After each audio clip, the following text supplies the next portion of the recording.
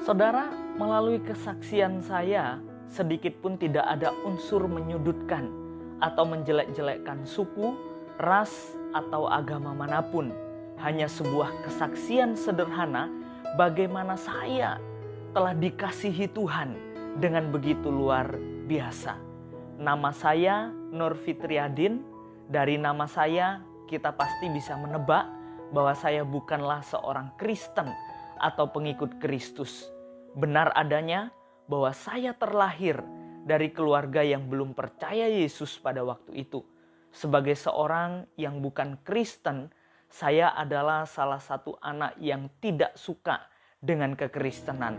Waktu kecil saya pernah melemparkan petasan ke halaman gereja yang ada di tempat saya. Melemparkan kerikil-kerikil ke atas genteng gereja. Dan masih banyak perbuatan-perbuatan lain yang saya lakukan pada saat itu. Di suatu waktu saya bertemu dengan seorang jemaat yang mengasihi Tuhan dan juga merupakan pelayan Tuhan di gereja di mana saya sering melempar batu dan lain sebagainya. Saya diajak oleh beliau untuk bekerja sama di dalam hal bekerja, yaitu membersihkan halaman rumahnya, dan saat itu saya disekolahkan oleh beliau. Namun saudara, dari didikan dan asuhan beliau, saya benar-benar belajar ketaatan dan kedisiplinan. Namun pada saat itu saya belum menerima Yesus. Saya menjalani hidup keagamaan saya pribadi. Dan jemaat tersebut juga memberikan pengertian bahwa saya pun harus taat kepada ajaran agama saya yang saya hidupi.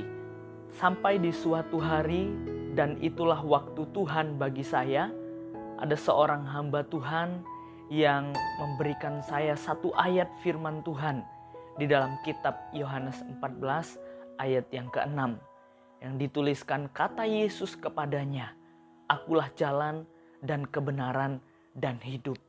Tidak ada seorang pun yang datang kepada Bapa kalau tidak melalui aku." Saya tidak meresponi dengan serius apa yang telah disampaikan oleh pelayan Tuhan tersebut.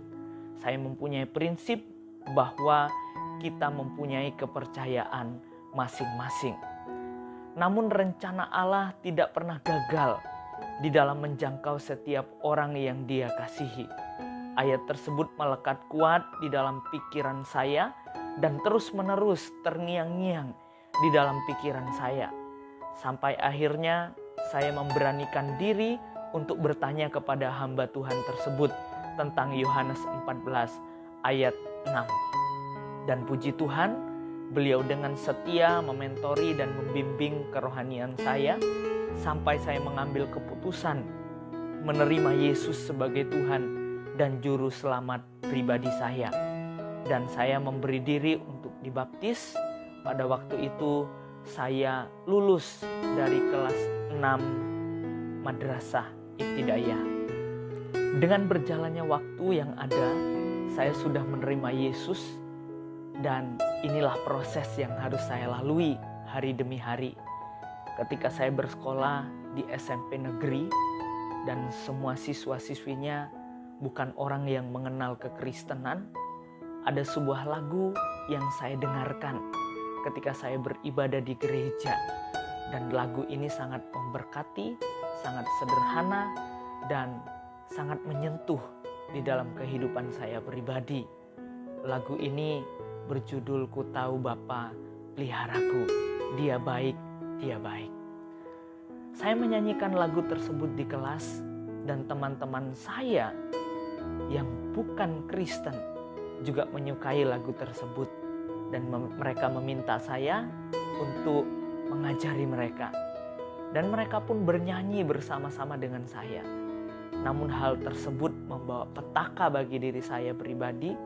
Ada seorang guru sangat marah besar kepada saya, dan sebuah penggaris panjang 150 cm dipukulkan ke saya, dan ada busur, ada jangka, semua peralatan sekolah menjadi rusak oleh karena dipukul ke bagian punggung saya.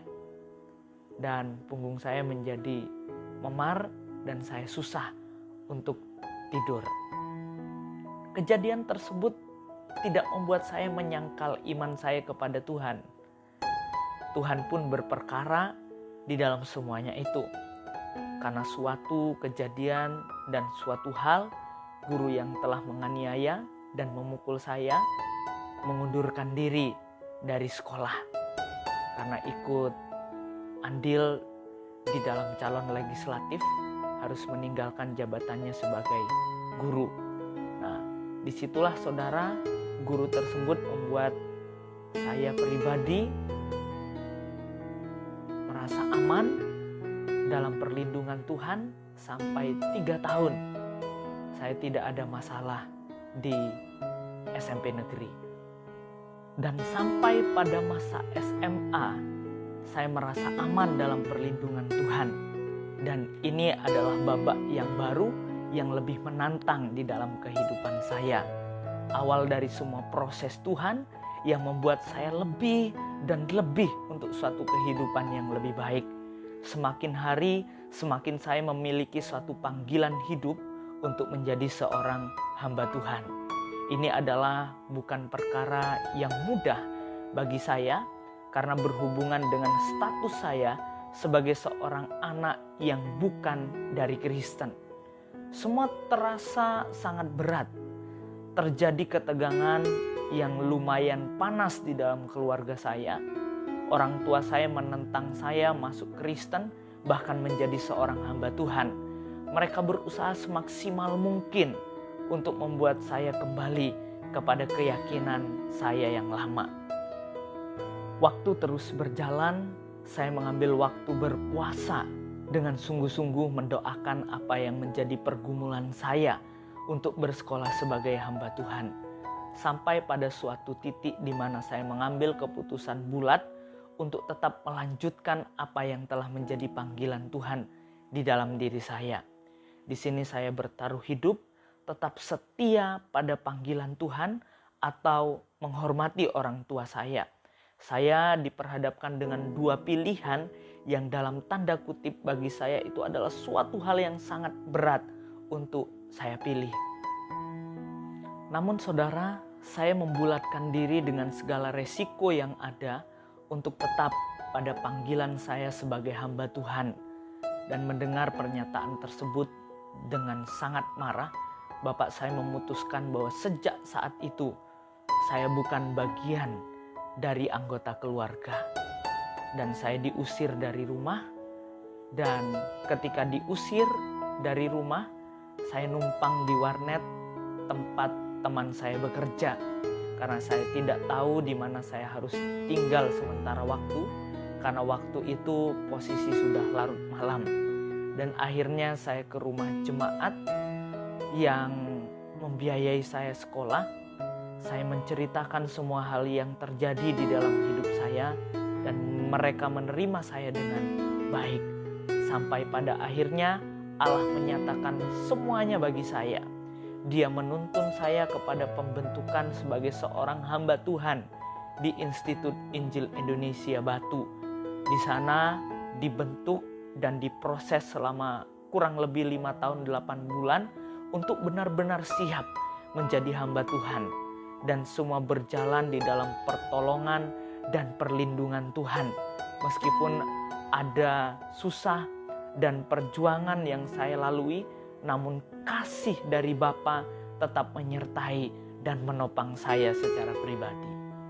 Pada akhirnya Tuhan Yesus benar-benar membawa saya kepada suatu bagian yang indah, di mana keluarga saya boleh menerima saya kembali dengan tulus dan penerimaan yang baik, meskipun mereka tahu saya sudah menjadi hamba Tuhan. Bahkan ibu saya juga dapat hadir di dalam proses wisuda saya, mengakhiri masa pembentukan saya di Institut Injil Indonesia Batu. Saudara, semua baik adanya. Tidak ada rencana Allah yang salah dan tidak ada rencana Allah yang gagal bagi setiap kita yang dikasihinya. Segala puji, hormat, dan kemuliaan hanya kepada Tuhan Yesus Kristus, Allah yang hidup dan yang berdaulat atas kehidupan manusia. Mari saudara, saya mengajak kita untuk belajar kesetiaan dalam mengikut Tuhan, kesetiaan dalam panggilan Tuhan. Oleh sebab itu mari kita belajar setia melayani Tuhan dengan segenap hati kita. Dan biarlah kesaksian saya boleh menjadi berkat bagi setiap kita dan membawa kita untuk lebih setia mengikut Tuhan sampai akhir hidup kita. Tuhan Yesus memberkati.